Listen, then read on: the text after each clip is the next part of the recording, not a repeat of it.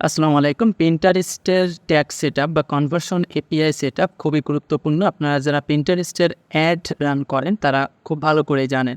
তো add run করার সময় কনভার্সন এপিআই সেটআপ বা Pinterest-এর ট্যাগ সেটআপ করা খুবই গুরুত্বপূর্ণ কনভার্সনগুলো ট্র্যাক করার জন্য। তো আজকের এই ভিডিওতে আমরা Pinterest-এর ট্যাগ সেটআপ বা কনভার্সন এপিআই সেটআপ জিটিএম ব্যবহার করে কিভাবে করতে হয় সেটি A to Z দেখব। তো প্রথম এই পার্টে আমরা শুধুমাত্র ব্রাউজার সাইট ট্র্যাকিংটা দেখব এবং দ্বিতীয় যে পার্ট থাকবে সেখানে সার্ভার সাইট ট্র্যাকিং কীভাবে করতে হয় সেটার বিস্তারিত দেখব। তো এর জন্য আমাদের যে রিকোয়ারমেন্ট সেগুলো একটু আলোচনা করি। সেটা হচ্ছে সর্বপ্রথম আমাদের একটি গুগল ট্যাগ ম্যানেজারের কন্টেইনার লাগবে, ওয়েবসাইট লাগবে যে ওয়েবসাইটের আমরা ট্র্যাকিং করতে চাই এবং Pinterest-এর ট্যাগ আইডি থাকবে। এবং এরপরে আমাদের জানতে হবে যে ইভেন্ট সম্পর্কে, যে GA4 এর ইভেন্ট সম্পর্কে আমরা যেহেতু আগেই জানি, আমি GA4 এর ইভেন্টের সাথে Pinterest-এর ইভেন্টের একটি কম্প্যারিজন করেছি যাতে আপনাদের বুঝতে সুবিধা হয়। তো Pinterest-এর ক্ষেত্রে দেখুন এখানে পেজ ভিউ এর ক্ষেত্রে কিন্তু Pinterest-এ পেজ ভিউ আকারে আছে, বাট সেটা পেজ ভিজিট এবং সেটা দ্বারা বোঝায় ভিউ আইটেম।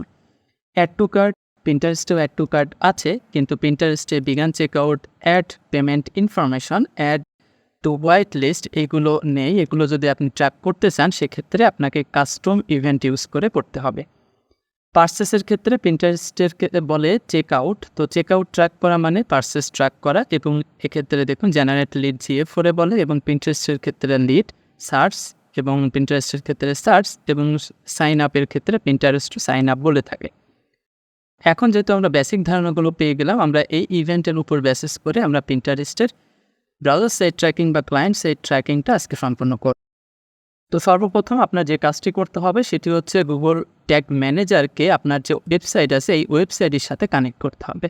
তো এর জন্য আপনি আপনার ওয়েবসাইটে ড্যাশবোর্ডে চলে আসবেন, ড্যাশবোর্ড থেকে আপনি প্লাগইনে চলে যাবেন এবং প্লাগইন থেকে আপনি ইনস্টল প্লাগইনে চলে যাবেন। তো এখানে আসার পরে আপনি এখানে দেখুন GTM4WP এই প্লাগইনটি ইনস্টল করা আছে আমার, যে কারণে আমি একবার ইনস্টল প্লাগইনে চলে এসেছি।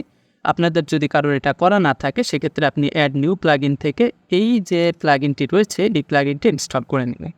তো করার পরে আপনি এটি অ্যাক্টিভ করে নেবেন। অ্যাক্টিভ করে এখানে যে সেটিং মেনুটি দেখতে পাচ্ছেন, তো এই সেটিং মেনুতে ক্লিক দেবেন। ক্লিক দিলে এখানে আপনার এই যে প্লাগইনটি রয়েছে প্লাগইনের ভিতরে চলে আসবে এবং এখানে দেখুন যে গুগল ট্যাগ ম্যানেজার আইডি চাচ্ছে।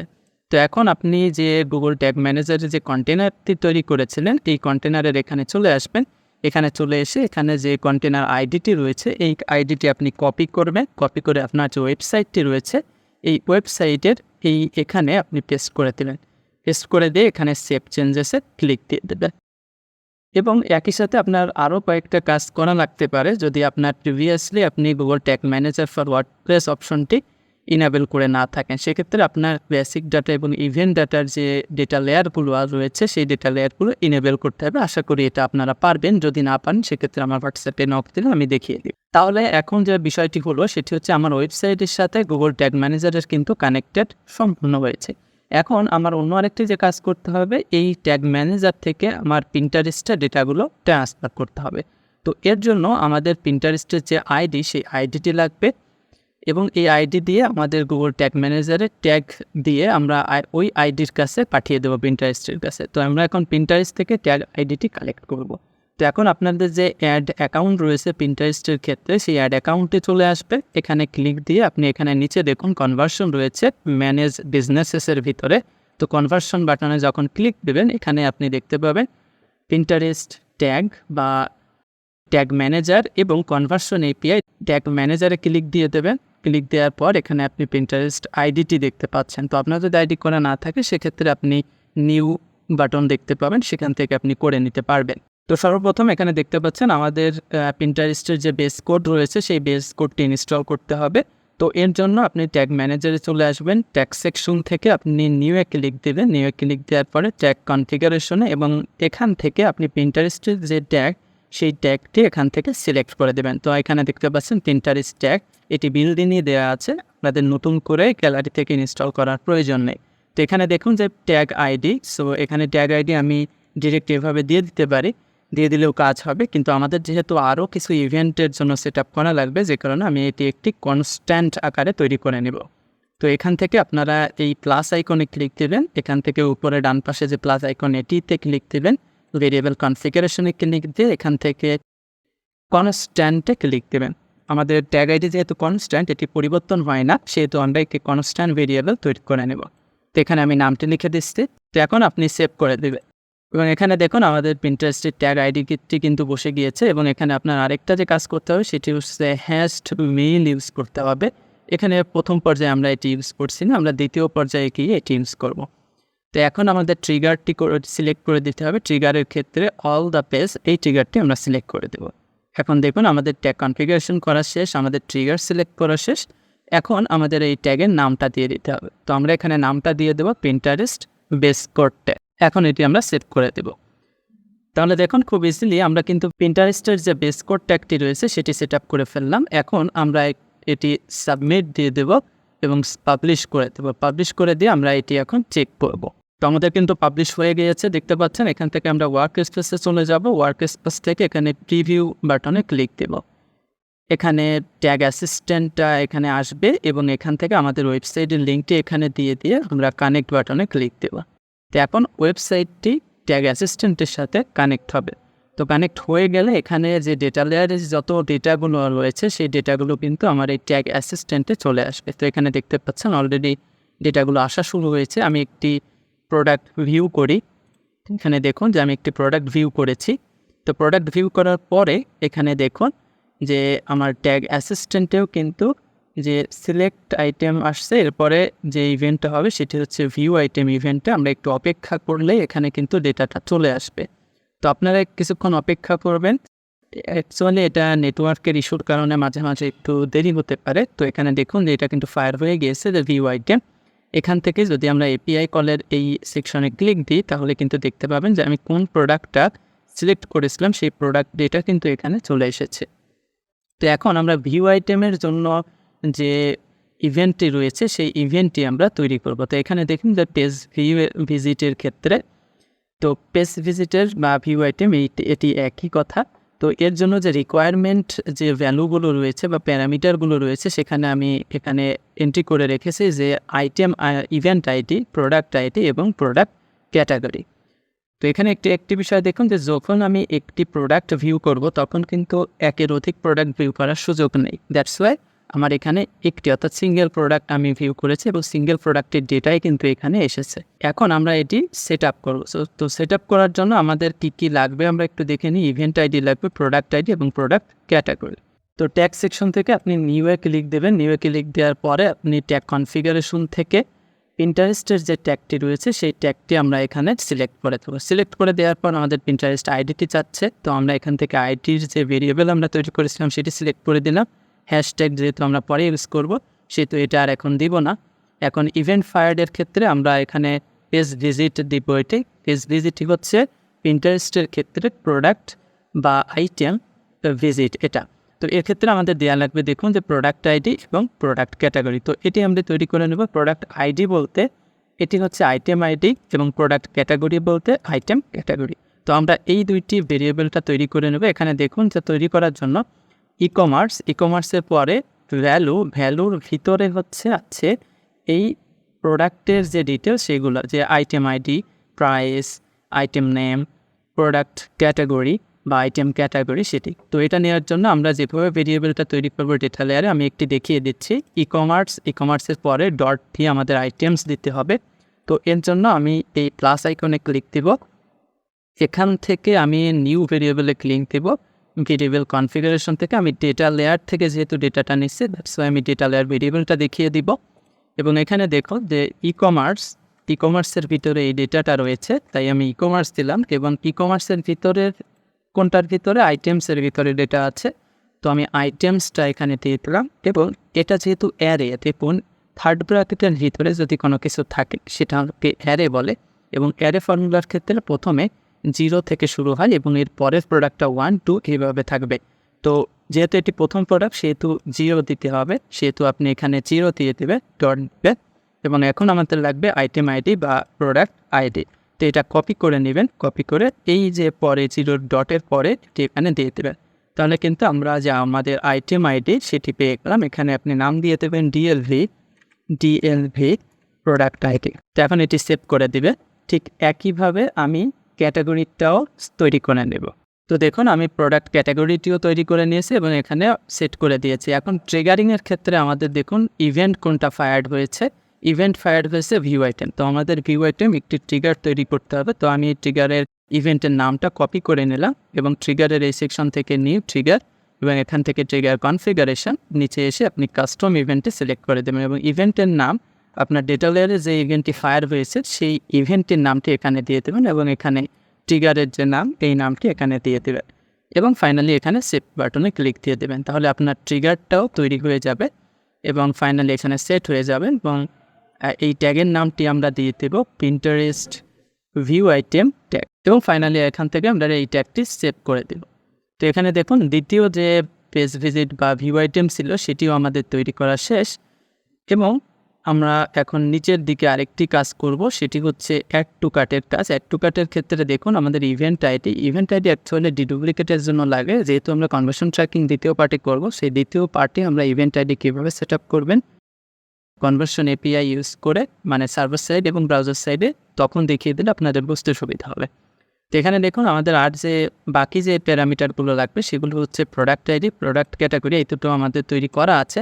আমাদের ভ্যালু লাগবে, অর্ডার কোয়ান্টিটি লাগবে, এরপরে দেখুন যে কারেন্সি এবং অর্ডার আইডি। তো অ্যাড টু কার্টের ক্ষেত্রে যেহেতু অর্ডার আইডি থাকে না, সেহেতু আমাদের কারেন্সি, অর্ডার কোয়ান্টিটি, ভ্যালু, এই যে তিনটা রয়েছে প্যারামিটার, এই তিনটা প্যারামিটার আমরা এখন ঠিক একইভাবে তৈরি করে নেব, যেমনটা এখান থেকে আমরা আইটেম আইডি এবং আইটেম ক্যাটাগরিটা তৈরি করেছিলাম।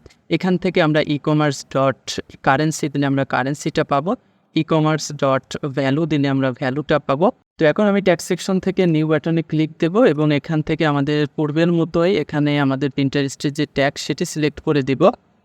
এখানে দেখুন পিন্টারেস্টের ট্যাগটা আমি সিলেক্ট করে দিলাম এবং এখান থেকে আমাদের পিন্টারেস্টের আইডি যেটা ট্যাগ আইডি, সেই ট্যাগ আইডিটি এখানে সিলেক্ট করব। দেন এখান থেকে আমাদের অ্যাড টু কার্ট ইভেন্ট, এখানে দেখুন ভ্যালু, তো ভ্যালুটি আমি আগের মতো তৈরি করে এখানে বসিয়ে দিচ্ছি। আমাদের ভ্যালুটি কিন্তু তৈরি করা হয়ে গিয়েছে। এখন আমরা কারেন্সিটা অ্যাড করব। তো আমরা কারেন্সিও অ্যাড করে ফেলেছি, এখন অর্ডার কোয়ান্টিটিটা আমাদের অ্যাড করতে হবে। তো দেখুন অর্ডার কোয়ান্টিটি আমরা অ্যাড করে ফেলেছি, যেহেতু অ্যাড টু কার্টের ক্ষেত্রে অর্ডার আইডিটা থাকে না সেহেতু আমরা এটি এখানে দিব না। এবং নিচের যে দুইটি আছে দেখুন যে প্রোডাক্ট আইডি এবং প্রোডাক্ট ক্যাটাগরি, এই দুইটা আমাদের আগেই তৈরি করা ছিল, আমরা এখান থেকে জাস্ট সিলেক্ট করে দেবো এখান থেকে যে প্রোডাক্ট আইডি এবং এখান থেকে প্রোডাক্ট ক্যাটাগরি যেটা সেটি। এবং ফাইনালি আমাদের যে ট্রিগারটি রয়েছে সেই ট্রিগারটি এখান থেকে তৈরি করতে হবে। তো ট্রিগার হবে অ্যাড টু কার্টের যে ট্রিগারটি সেটি, তো আমরা এখান থেকে এটি তৈরি করে নিব। তো ট্রিগার কনফিগারেশন থেকে কাস্টম ইভেন্ট ট্রিগার এখানে দিয়ে দেব। তো আপনারা আপনাদের মতো দিতে পারেন, সমস্যা নাই। এখান থেকে সেভ করে দেবেন ট্রিগার এবং এখানে দেখুন হয়ে গিয়েছে এবং আমরা ফাইনালি এখানে এই পিন্টারেস্ট ট্যাগের একটা নাম দিয়ে দেবো, Pinterest add to cart tag, এখন সেভ করে দেবেন। তাহলে দেখুন আমাদের যে অ্যাড টু কার্ট সেটিও তৈরি করা শেষ। এখন আমাদের ফাইনালি যে পারচেস ইভেন্টটা রয়েছে, এই পারচেস ইভেন্ট তৈরি করলে কিন্তু আমাদের পিন্টারেস্টের ক্ষেত্রে ট্যাগ ম্যানেজমেন্ট বা হচ্ছে ব্রাউজার সাইট ট্র্যাকিংটা শেষ হয়ে যাবে। তো এখান থেকে আমাদের সবগুলোই তৈরি করা আছে। এখানে দেখুন পারচেসের ক্ষেত্রে কিন্তু একজন ব্যক্তি একাধিক প্রোডাক্ট পারচেস করতে পারে, সেক্ষেত্রে প্রোডাক্ট আইডি, প্রোডাক্ট ক্যাটাগরি এবং প্রোডাক্ট কোয়ান্টিটি কিন্তু ডিফারেন্ট হবে। তো এই কারণে আমরা এই তিনটা প্যারামিটারকে আমাদের যে জাভাস্ক্রিপ্ট ভেরিয়েবল রয়েছে বা কোড রয়েছে কাস্টম জাভাস্ক্রিপ্ট, এটি ব্যবহার করে আমরা তৈরি করব। তো কিভাবে তৈরি করবেন চলুন দেখে নিই। তো তার আগে আমরা একটি প্রোডাক্ট আমাদের এই ওয়েবসাইট থেকে পারচেস করব। তো এখানে দেখুন আমরা একটি প্রোডাক্ট পারচেস করে ফেলেছি। এখন আমাদের যে জাভাস্ক্রিপ্টটির কোড রয়েছে এই কোডটি আমরা তৈরি করব। তো এর জন্য আপনারা ট্যাগ ম্যানেজারে চলে আসবেন এবং এখান থেকে ভেরিয়েবল সেকশনে চলে আসবেন। ভেরিয়েবল সেকশন থেকে নিউ বাটনে ক্লিক দেবেন ইউজার ভেরিয়েবল থেকে। তো আমি এখান থেকে নিউ বাটনে ক্লিক দিলাম, ভেরিয়েবল কনফিগারেশন, এখান থেকে আপনারা ডেটা লেয়ার ভেরিয়েবল একটি তৈরি করে নেবেন, সেটি হচ্ছে ই কমার্স ডট আইটেমের। কী জন্য ই কমার্স ডট আইটেমের? কারণ হচ্ছে কোনো একটা প্রোডাক্ট বা দুইটি প্রোডাক্ট যদি আপনি পারচেস করেন সেক্ষেত্রে ই কমার্স ডট আইটেম এর ভিতরে কিন্তু একাধিক প্রোডাক্টগুলো থাকে। এখানে দেখুন যে দুইটি প্রোডাক্ট। সো এই কারণে আমরা এই ভেরিয়েবলটি তৈরি করে নেব। So e commerce dot items এবং এর নাম দিয়ে দেব এখানে ডিএলভি ই কমার্স অ্যারে, যেহেতু এটি একটি অ্যারে সেহেতু আমি এখান থেকে অ্যারে নামটাই দিচ্ছি। আপনারা যদি চেঞ্জ করেন সেক্ষেত্রে কোডের ভিতরেও কিন্তু চেঞ্জ করতে হবে, সেক্ষেত্রে আপনি যদি ভালোভাবে বুঝেন তাহলে এটি চেঞ্জ করবেন, অন্যথায় যেভাবে আছে সেভাবে রাখার চেষ্টা করবেন। তো এখন আমরা কাস্টম ভেরিয়েবলটি তৈরি করব তো আইটেমের জন্য। তো এর জন্য আমরা নিউ বাটনে ক্লিক দেব, ভেরিয়েবল কনফিগারেশন, এখান থেকে কাস্টম জাভাস্ক্রিপ্ট এবং এখান থেকে প্রোডাক্ট আইডির জন্য ঠিক যেমন জাভাস্ক্রিপ্ট কোডটি রয়েছে এই কোডটি কপি করে জাস্ট এখানে পেস্ট করে দেব। এবং ফাইনালি এই যে ভেরিয়েবলটা রয়েছে এই ভেরিয়েবলের নামটা আমি দিয়ে দেবো যে ডিএলভি, বা যেহেতু এটি জাভাস্ক্রিপ্ট আমি জাভাস্ক্রিপ্ট দিয়ে নামটা লিখতে পারি যে কাস্টম জাভাস্ক্রিপ্ট। এখান থেকে এটি হচ্ছে প্রোডাক্ট আইডি আমি এখান থেকে লিখে দিলাম এবং এটা ফাইনালি সেভ করে দেব। এবং ঠিক একইভাবে আমাদের ক্যাটাগরির জন্য যেটি আছে যে ক্যাটাগরি এবং কোয়ান্টিটির জন্য যেটি আছে এই দুইটি আমি তৈরি করে নিই। এখানে দেখুন কাস্টম জাভাস্ক্রিপ্টের যে 3টা সেটি কিন্তু আমরা তৈরি করে নিয়েছি এবং আমরা এখন পার্সেসের যে ইভেন্টটি রয়েছে এই ইভেন্টটি সেট আপ করে ফেলবো। তাহলে আমাদের কিন্তু সম্পূর্ণ সেট আপ করা শেষ।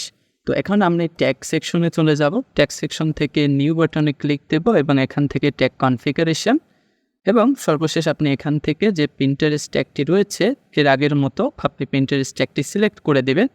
সিলেক্ট করার পর এখানে পিন্টারেস্টের আইডিটি আমি সিলেক্ট করে দেব এখান থেকে, দেখুন যে পিন্টারেস্ট ট্যাগ আইডি, এবং এখান থেকে আমাদের এটি হবে চেক আউট, যেহেতু পিন্টারেস্ট পার্সেসটাকে পিন্টারেস্ট বলে হচ্ছে চেক আউট। তো চেক আউট সিলেক্ট করার পর এখানে দেখুন যে অর্ডার ভ্যালুটি রয়েছে, তো অর্ডার ভ্যালুটি আমি সিলেক্ট করে দেব এখান থেকে। এই অর্ডার ভ্যালু কারেন্সি আমাদের ভেরিয়েবল তৈরি করা রয়েছে, আমরা এটি সিলেক্ট করে দেব। অর্ডার কোয়ান্টিটি, এই অর্ডার কোয়ান্টিটির ক্ষেত্রে কিন্তু আমাদের কাস্টম জাভাস্ক্রিপ্ট ব্যবহার করতে হবে, যে কারণে আমি কাস্টম জাভাস্ক্রিপ্টের যে কোয়ান্টিটি এটি ব্যবহার করব। এবং অর্ডার আইডি হচ্ছে আমাদের ট্রানজ্যাকশন আইডি, যে কারণে আমাদের এই ভেরিয়েবলটা তৈরি করে নিতে হবে। তো এর জন্য প্লাস বাটনে ক্লিক দেবেন, এখান থেকে প্লাস সাইনে দেবেন ভেরিয়েবল কনফিগারেশন এবং এখান থেকে ডেটা লেয়ার ভেরিয়েবল। তো এখান থেকে ট্যাগ অ্যাসিস্ট্যান্টে দেখুন যে ইকমার্স ডট ট্রানজ্যাকশন আইডি এটি হচ্ছে আমাদের অর্ডার আইডি। তো আমরা এটি তৈরি করে নেব। তো এখানে দেখুন ইকমার্সটা আমি কপি করে নিচ্ছি, কপি করে এখানে দিয়ে দেবো এবং ডট দিতে হবে, আপনারা জানেন সকলেই। এবং এখান থেকে ট্রানজ্যাকশন আইডি কপি করে নিয়ে আপনারা এখানে জাস্ট বসিয়ে দেবেন, পেস্ট করে দেবেন এবং এটির নাম হবে হচ্ছে ডিএলভি ট্রানজ্যাকশন আইডি বা অর্ডার আইডি এবং আমি ফাইনালি এটি সেভ করে দেব। তাহলে কিন্তু এখানে আমার যে অর্ডার আইডি ছিল সেটিও কিন্তু এখানে সেট হয়ে গিয়েছে এবং প্রোডাক্ট আইডি এটি কিন্তু আমাদের জাভাস্ক্রিপ্ট যেটি তৈরি করেছি সেটি এখানে দিতে হবে প্রোডাক্ট আইডি এবং প্রোডাক্ট ক্যাটাগরিও কিন্তু জাভাস্ক্রিপ্ট হবে। এবং ফাইনালি আমাদের এখানে যে ট্রিগারটি রয়েছে ট্রিগারটি আমাদের সেট করে দিতে হবে পারচেস ট্রিগার। এখানে ট্যাগ অ্যাসিস্ট্যান্টে দেখুন পারচেস ইভেন্টিফায়ার হয়েছে, তো এখান থেকে আমরা পারচেস ইভেন্টের যে ট্রিগারটি এই ট্রিগারটি আমরা তৈরি করে নিচ্ছি। তো একইভাবে এখানে আমরা পারচেস ইভেন্টটি দিয়ে দেব, সেভ করে দিলে আমাদের ট্রিগারটি তৈরি হয়ে যাবে এবং এখানে সেট হয়ে যাবে। এবং ফাইনালি এখানে আমরা নাম দিয়ে দেব যে পিন্টারেস্ট পারচেস এবং ফাইনালি আপনি এখানে সেভ করে দিলে আপনার কিন্তু ব্রাউজার সাইট বা ক্লায়েন্ট সাইট সেট আপ সম্পূর্ণ কমপ্লিট। তো এখন আমি এটি সাবমিট করে দিব এবং সাবমিট করে দিয়ে আমরা কিন্তু এখন ভেরিফাই করব যে আমাদের যে ইভেন্টগুলো সেট আপ করলাম এই ইভেন্টগুলো ঠিক আছে কিনা। তো এর জন্য আপনি পিন্টারেস্ট থেকে এখানে টেস্ট ইভেন্ট রয়েছে এখানে ক্লিক দেবেন এবং ক্লিক দিয়ে এখানে আপনি একটু অপেক্ষা করবেন এবং আমরা এখান থেকে প্রিভিউ সেকশনে চলে যাব। তো আমি আগের যে পেজ দুইটি ছিল সেটি কেটে দিচ্ছি, কেটে দিয়ে আমি এখান থেকে প্রিভিউ ক্লিক দিলাম।